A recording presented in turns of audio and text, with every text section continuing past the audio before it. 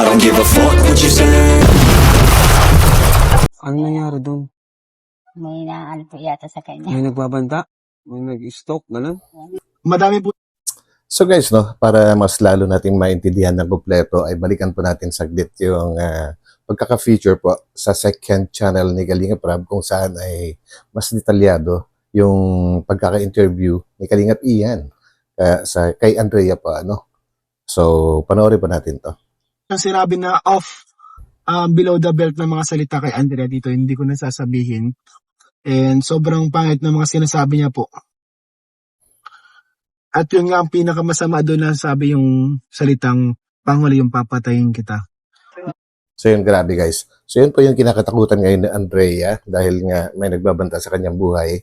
Kung kaya't napili niya guys na sa daet mag-college and sa sobrang layo naman po, medyo nahihirapan na tuloy siya na bumiyahe. At syempre gastos, di ba, malayo kasi. So yun guys, tuloy po natin to. Kaya yun. Focus ka sa pag-aaral, hayaan mo na ka dito. Pag nakapagtapos ka naman, maganda din para sa iyo din yun. Sabi guys, so ito na at kailangan na magpaalam ni Andrea sa kanyang mama. Grabe. Gusto ko lang sabihin sa inyo na ano man yung pag-compare ng mga viewers sa inyong dalawa, sana sa inyong dalawa walang hilangan. Yes po, wala Diba? naman po. Di ba? Apo. Siyempre, ayoko naman. Hayaan natin sila kasi ang mahalaga dito sa loob tayo ay nagkakaisa. No? Apo.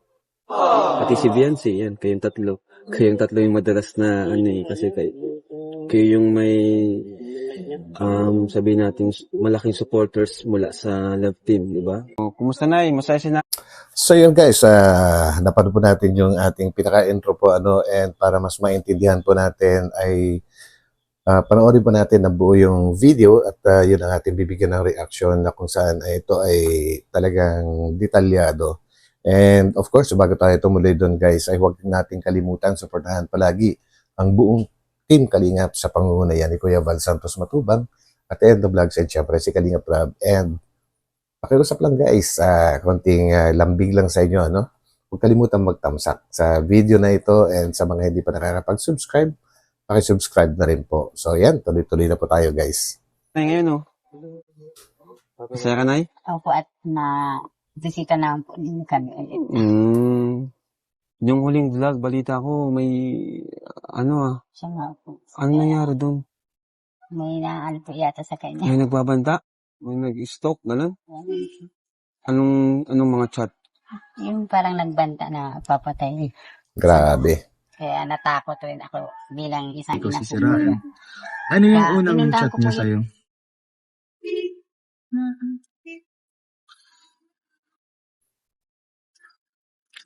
Ay, grabe, ang dami. Ano, legit na account ba yan or ano lang? Ano yung fake account Fake. yan? Ang ginamit niya po yung pangalan.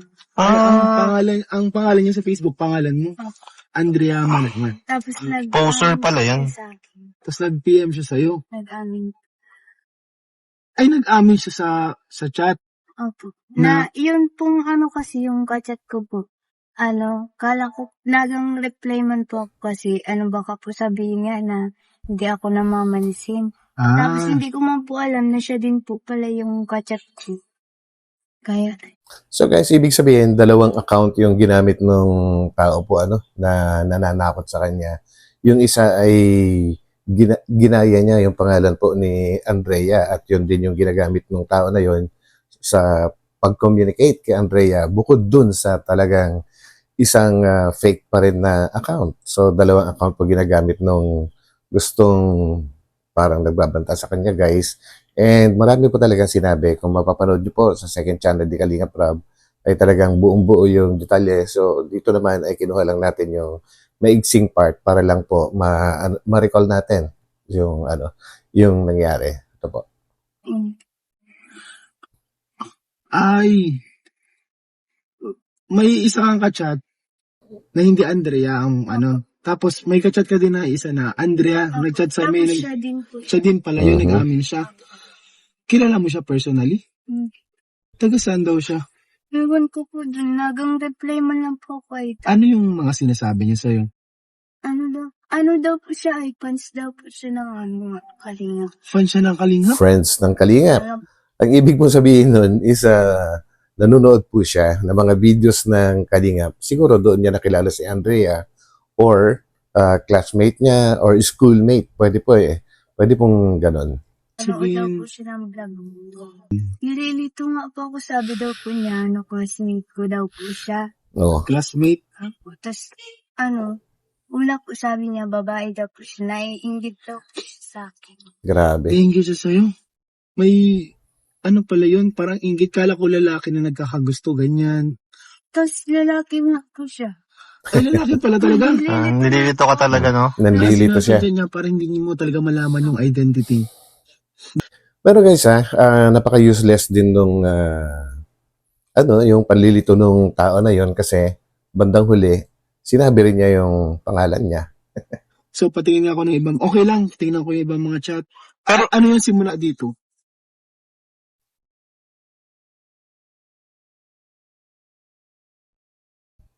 Yan guys, para mabasa nyo, post nyo na lang.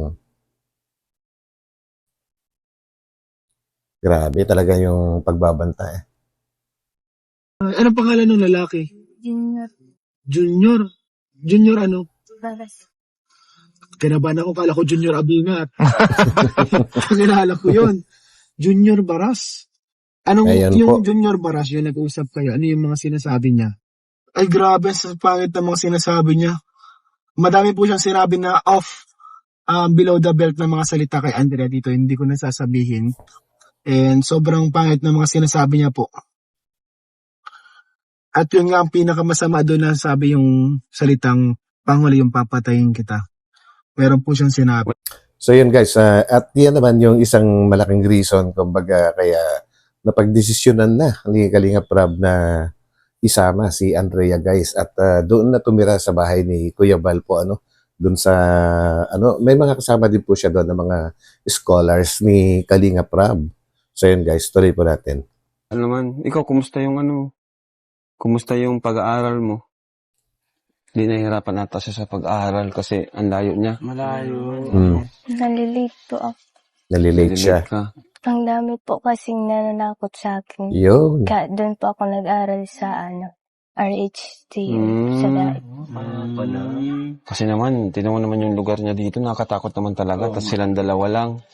Actually, nagbanta rin yung tao guys na papasukin si Andrea dyan sa tinitirahan nila na yan, na lumang simbahan po And kung makikita nyo yung kanilang tinitirahan na yan guys, sawali yung dingding and layo-layo pa yung pagkakagawa. So, anytime, isang haltak lang, wasak ka agad yung dingding yan. Madalas pa namang mag-isa si Andrea dyan dati nung nag-work yung nanay niya. So, gabing-gabi na dumadating yung nanay niya. So, yun, talagang nakakatakot guys. Yan pa bro, kung napapanood mo yung mga vlog namin, yung matagal na, si nanay kasi palagi itong wala. Nagtatrabaho siya. Kaya madalas mag-isa siya. So, nakakatakot din talaga. Di ba, Nay, nagsabi ako sa inyo, di ba, na plano ko sana siyang, kumbaga, dun siya tumuloy dun sa bahay, sa lighthouse, dun sa kasama yung iba ko pang scholars, sila Jezabel. Ano po yung napag-desisyon na ni, para di po siya nalilate, di siya nahihirapan sa pag-commute? Naantay lang po nga kayo. Naghihintay lang po. Ikaw kasi, tagal mo eh. Puro ka kasi paganda. Kung hindi ako tatagalin, nilakad ko mula dahil hanggang dito. Grabe guys, tagal na pala sila nag-aantay na yayain sila ni Kalingap Rab and of course, talagang sakto naman po yung timing po, And alam naman natin kung gaano ka-busy si Kalingap Rab, at least ngayon, matutupad na. So yun guys. Hintay lang pala tayo. Alam ko, natawagin natin yung mga Kalingap Angels mo. Yun. Para kumbinsin siya. Sige. Ayan, binisita ka ng mga Kalingap Angels. Oh. Sila Carla. Ay, grabe. Halika, Carla. Kilala ko isa-isa. O, ito muna, Bridget. Si Bridget po. Hello, si Carla po. Marian. Krista po. Kamukha niya kamukha niya si Jaja. Mukhang Japanese. Magkakaroon ni Jaja. Oh, ganda si Jaja. 16 po. 16. Kamusta ka, baby? Ayos mo lang po. Masaya po ako at nakabisita po kayo dito. Dati po napapanood ko lang po kayo. Ngayon nakita ko na po kayo sa person. Masaya din kasi ang ganda din ng lugar dito. Nakita ka. Napanood mo sila? Sino to? Ito, yan, sino siya? Si Ate Carla po. Sino yung kalaptin niya? Si Kuya Jomar. Alam na alam. Ito. Yan. Si ano po. Ate Krista po. Oh, talaga. Ito yan, oh. Yan. Si Ate Pau. Yung katabi mo. Si Ate Marian po. Ay, nanonood talaga? Ito. Si Ate Bridget. Ito, yan, oh. Yan. Yan, sino yan? Hindi ko po alam ang Hindi sikat. Yan. Nung wala pa yung Kalingap, kamusta naman yung buhay niyo dito? ano po, mahirap po kasi na po kinukulangan din po sa pang-araw-araw. Sa pang...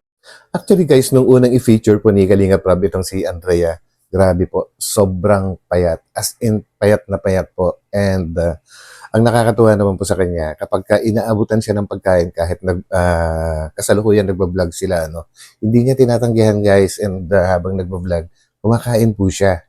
Yun naman na po yung isang maganda kay Andrea kasi hindi siya ganun ka mahiyain po. Sport lang siya. So, tuloy. Then, nung dumating na sila kuya, kamusta naman? Mas nagaan-gaan na po. Mhm. Anong mo masasabi mo na parang gusto ni Kuya na kupkupin ka daw para mas mabilis yung transportation mo?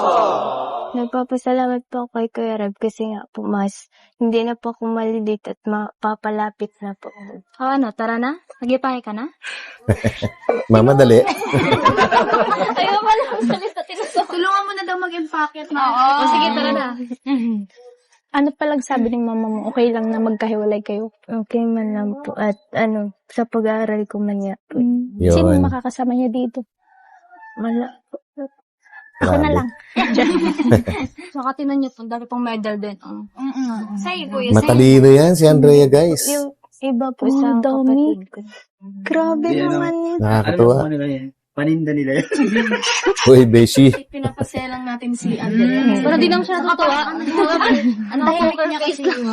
Nonchalant na pero deep inside yung tawang-tawa na yan. Paano kalali? Walang depensa ito.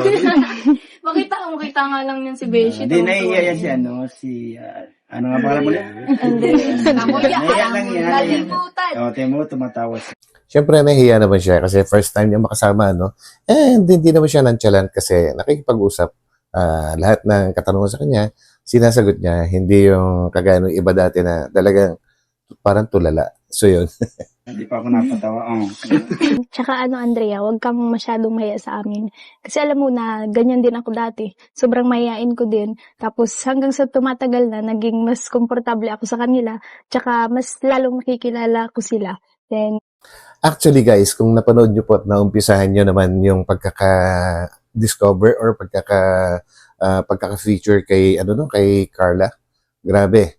Siguro mga 3 beses yung pagkamahiyain niya kung i-compare kay Andrea. As in, sobrang mahihain po si Carla.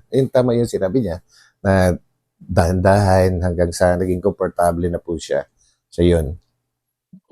masaya. Masaya pag open ka kila kuya, then nandyan din naman sila para sa'yo. Mhm. Tahanan. Kaya, ayan, basta maging komportable ka lang na huwag kang mahiya. One kalingap. One family. Yes. Kasi kahit wala na akong sabihin sa'yo nasa bahay ka naman. Kahit araw-araw pa And yes, guys, doon siya titira po sa bahay ni na Kuya Val, and of course, doon din naman nakatira si Pau. So, everyday, anytime na meron silang pagkakataon, pwede silang magkwentuhan at mag-usap. Napaka-safety po ng titirahan ni Andrea po, grabe. tayo nung mag-usap. At saka, sakto rin yan kasi magkakaroon ng kasama si Jezebel sa bahay. Yun. Magiging kadyam mo yun. At saka kapag wala kang pasok, sama ka sa may adventure. Kasi ako, kada hapon wala akong pasok. Kaya madalas na ako sumasama sa mission nila. Ano kasi? Grabe guys. So, yun. At talagang malilibang naman si Andrea kung mapapasama niya sa mga adventures. So, yan. Hindi na siya malulungkot. Matanda pa. Ang saya pati pag magkakasama tayo. Kasi maraming adventure, tapos maraming memory. Libreng pagkain. Baka ilang weeks lang, hindi na madaldal yan si Andrea, ano? Kasing daldal na. Sigdaldal na kanila Marian sa kanila Krista. Grabe. Tsaka pag nasa kalingap ko, ang taba ka rin. Ayun. Tamo. Namin. Wala nang pupunta sa kanila tumataba. Totoo yun.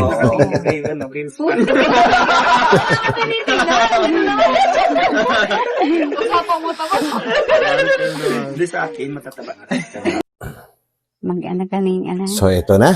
Grabe. Yung bado mo. Bado. Mag-aral kang mabuti doon. Bado means damit po, ano? At ganoon din po ang tawag namin sa mga Ilocano na kagaya ko. Ganoon din po tawag namin sa damit, bado. Saka di ka na malilipat. Kaya yun ang kagandahan pag naano ka na kalingap. Para din sa ikabubuting. Paano ka po dito, ma? Ay, kaya ko naman mag-isa din dito na. At sanay naman na na mag-isa din ako pag napasok ka sa school. Basta mag-focus ka sa pag-aaral, hayaan mo na ka dito. Pag nakapagtapos ka naman, maganda din para sa iyo din yun. Mhm. Grabe guys, no? Kahit sobrang, at palagi nakangiti po si nanay, ramdam na ramdam mo talaga yung kanyang kalungkutan din, kaya lang kailangan magsakripisyo para sa kanyang anak po, ano, para sa pag-aaral at ikabubuti ni Andrea. Mahirap po kaya yung yung ganitong sitwasyon, yung magiging mag-isa na lang si nanay dyan. Tapos yung, hindi naman ganun kalayo guys, actually diet lang naman po yun. And every weekend naman pwedeng umuwi si Andrea, wala siyang pasok. Kanya nga lang, first time po nila maghihiwalay.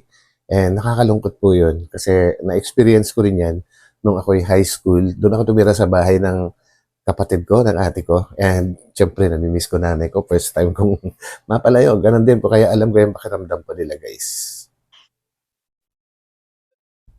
Grabe. So, kumusta kayong dalawa, Carla? Krista, kumusta naman? Okay lang, kuya po. Ikaw, Carla, kumusta ka yung pakiramdam mo? Okay naman na po ako, kuya. Ang lang po, nag-take lang po ako ng gamot. Yung reseta. So yun na nga guys, no, yung pong diagnose kay Carla, share ko lang po ito kasi dumaan po ako dyan sa ganyan situation and mas worse pa kasi nagkaroon na ako ng malalaking stone. Both kidneys po yun sa akin guys. Hindi na lang basta UTI. Kumbaga in UTI, napakadaling gamutin po yan. Tubig-tubig lang, okay na po yun. And kagaya ng, na-laser po kasi ako. Ako yung isa sa pinakaunang dumaan sa procedure na kung tawagin ay lithotripsy. Kumbaga ay laser siya, gamit po ay shockwave, walang sugat. Walang sugat po, dinudurog ng shockwave yung yung mga kidney stone. Sobrang mahal, guys. Milyon. Kaya lang, buti na lang sagot po ng kumpanya namin. So, okay lang naman. And guys, ang naging ko dati, ang urologist ko ay isa sa matindi at pinakamagaling na specialist na urologist sa Pilipinas po. Walang iba kundi si Dr. Telesforo Gana Jr. Siya po yung lagare sa lahat ng mga malalaking hospital dito sa Metro Manila. And yun naman, 1996 pa nangyari yun. And so far, okay naman na ako. And isa lang naman sinabi sa akin ni Dr. Gana, lahat ng bawal, pwede mo namang kainin. Huwag mo lang kakalimutan uminom ng maraming tubig. Palagi.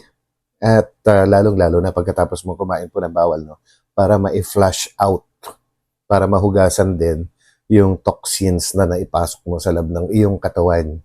Hindi siya magi-stay sa iyong kidney. So yun guys. Yun lang naman daw ang sikreto talaga niyan para maiwasan mo yung mga ganyang klaseng sakit. Tubig lang. Tubig is life. So yun. Naniniwala po ako ron guys. So, kaya kayo na mga mga hindi masyadong umiinom ng tubig at puro mga soft drinks, ingat po kayo dyan. So yun guys, tuloy ko lang. Sorry, na-share ko lang. Opo, tapos next week po may follow-up check-up. Kaya mabalik po ako sa doktor. Pero okay naman po siya kasi sa hospital po dito. Thank you nga pala kasi dito kayo ngayon, support kayo sa mission namin. Yeah. Thank you kasi pag free time kayo is sumasama kayo. Kaya gusto ko lang magpasalamat sa inyong dalawa. Saka ano lang din, gusto ko lang sabihin sa inyo na ano man yung pag-compare ng mga viewers sa inyong dalawa, sana sa inyong dalawa walang hilangan. Yun. Diba? Diba? Apo. Siyempre, ayoko naman. Hayaan natin sila kasi ang mahalaga dito sa loob tayo ay nagkakaisa. Mhm. Apo.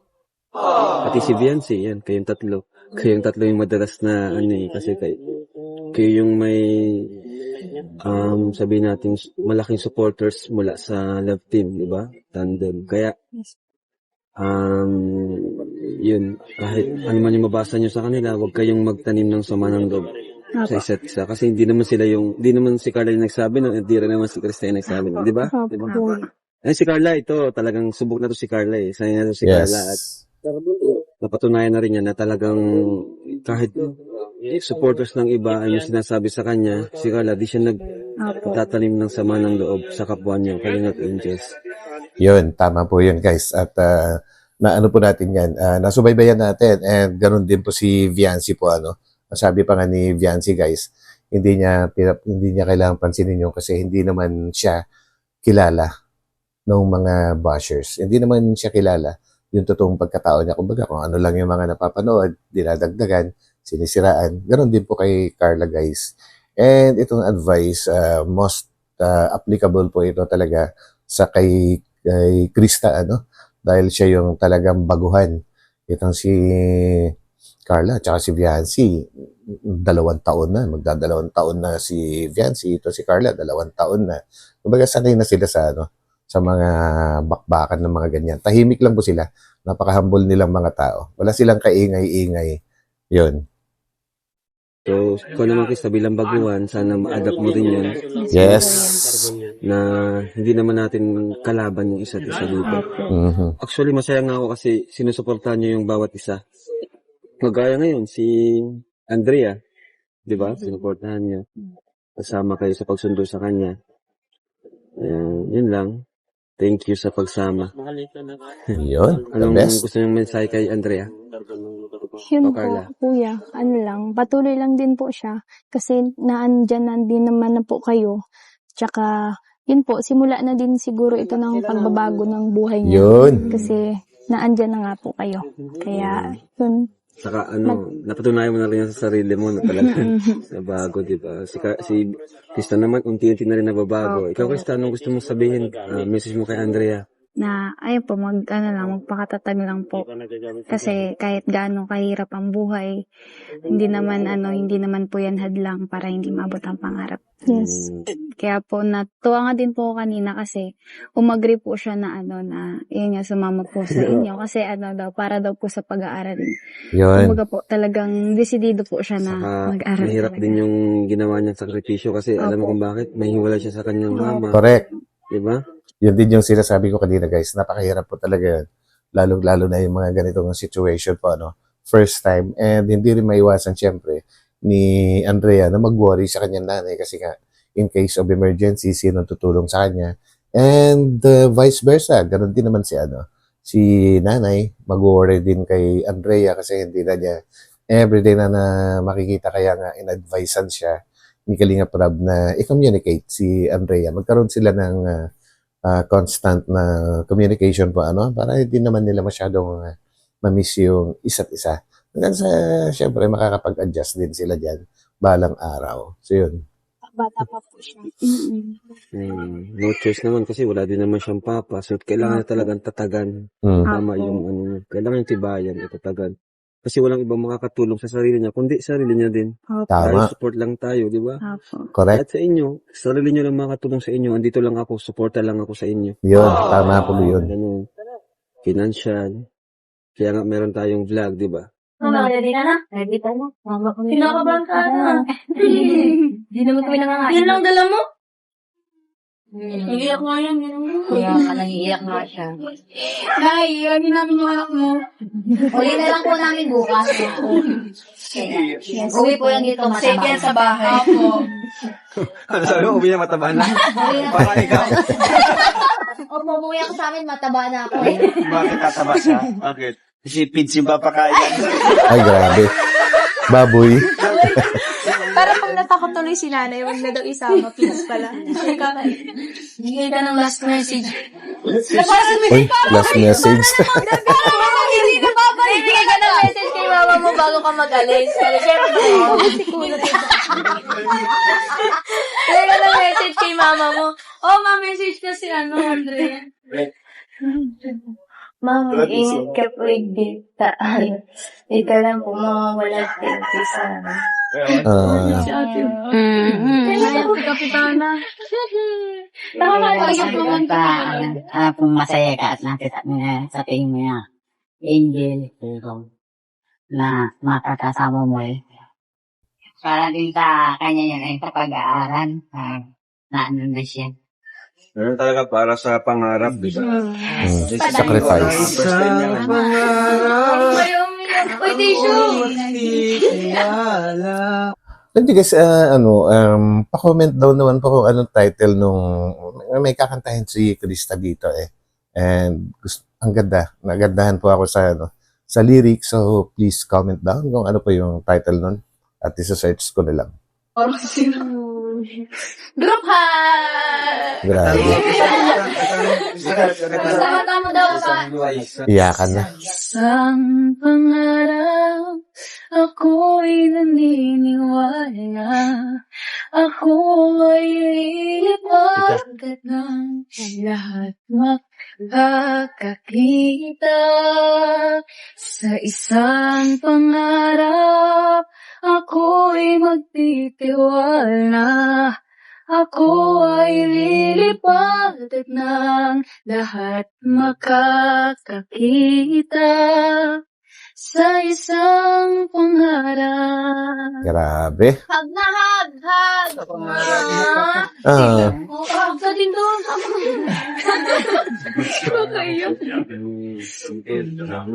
Tara na, yay! Kaya, tara na! Ayaw, ambag! O, tara na. Babay po. Balik na lang po namin kasi makikipiesta pa po kami dito. Babay po. Salamat po. Ingat po kayo. So, ayun na, uwi naman po si, di ba, si Andrea every weekend. Yun. Diba? So, kaya niyo po na, safe naman po siya doon. Basta, syempre, kahit pa andun kami, dapat check mo pa rin siya, chat mo siya kung kumusta ka dyan, huwag siyang magpaparalabas kasi di naman namin lahat talaga nakikita doon. And wala naman, di man mahigpit doon sa bahay. Hindi naman mahigpit doon. Ano lang, siguro tulong-tulong na lang din po sa pagwawalis, linis-linis lang, hugas ng pinggan. Ando naman si Jezabel para Ayun, tama. gabayan siya. And sa allowance, walang problema. Pagkain, walang problema. Ano po, sa tutulugan, walang problema. Maganda yung nila doon. Kami na pong bahala sa kanya. So, ito na, bibigyan po kayo na ng para sa inyo po ito na Nayo. 5,000 po para sa inyo po yan, no? Maraming salamat. Andrea, kami na pong Kuya. bahala sa baon niyo. Malaking tulong talaga po sa amin ang pagdating ninyo sa amin mag-ina at na po ako ng pangalan ni Andrea. Lalo na sa pag-aaral. Sobrang nagbago pa buhay niyo. Nagbabago na po at dahil po sa inyo yun. Kuya. Ibig sabihin talagang sa kalinga po may pagbabago. Ayaw po. Hindi lang meron basta binavlog. po. Umpisa pa lang yan. Wala po din po. Kasi may mga pumupuna, di ba? Opo. Napapasa mo yun Siya po, minsan. siya po. Ano yung gusto mong sabihin doon? Totoo ba yun na inaano namin kayo na parang inaabuso or ginagamit? Totoo ba Hindi yun? naman po. At alam naman po namin na talaga pong naglilingap kayo sa mga mahihirap po. Naglilingap Hindi sa nila mga alam, may di ba? Kaya Kasi- sobra pang tiwala ko rin po Iba, sa iyo. para sa akin kasi parang may halong inggit na yung ganun. Ayaw po. Correct. Talaga po. Kasi Ano na lang po yun.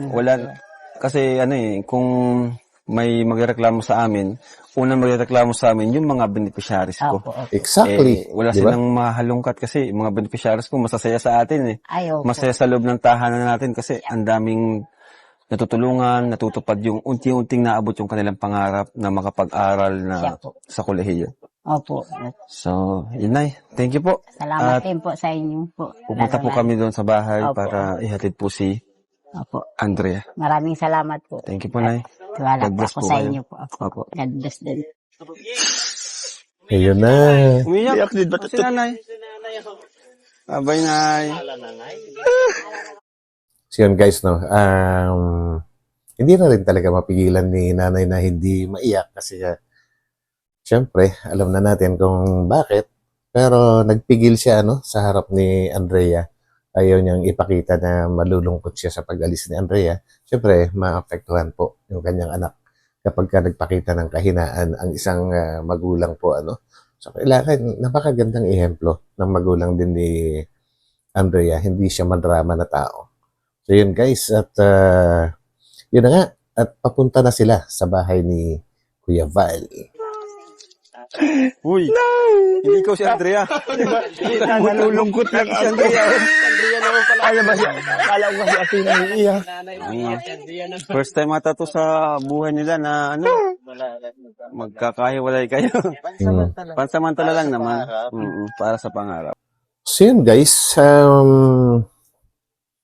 actually dumiretso na sila sa bahay ni Kuya Val and wala nga silang inabutan doon, sarado rin po yung pintuan nung talagang titirahan po ni Andrea. So ang nangyari po, isinama ulit ni Kalinga Prab po si Andrea doon sa bahay mismo ni Kalinga Prab. And lilipat na lang siguro si Andrea kapag nandun na sina Kuya Val. Siyempre kailangan ding makausap ni Kalinga Prab ang kanyang papa po ng personal para i-turn over si Andrea. So yun po guys. So hanggang dito na lang and magkita-kita tayo ulit sa aking susunod na upload and maraming salamat po sa muling pagsama ninyo sa akin at God bless po sa lahat. And huwag po natin kalimutan mag-thumbs up. Yan lang po ang para kay Batang LU. So, bye-bye po muna pansamantala at magkita-kita ulit tayo sa aking susunod na upload. So, bye-bye po.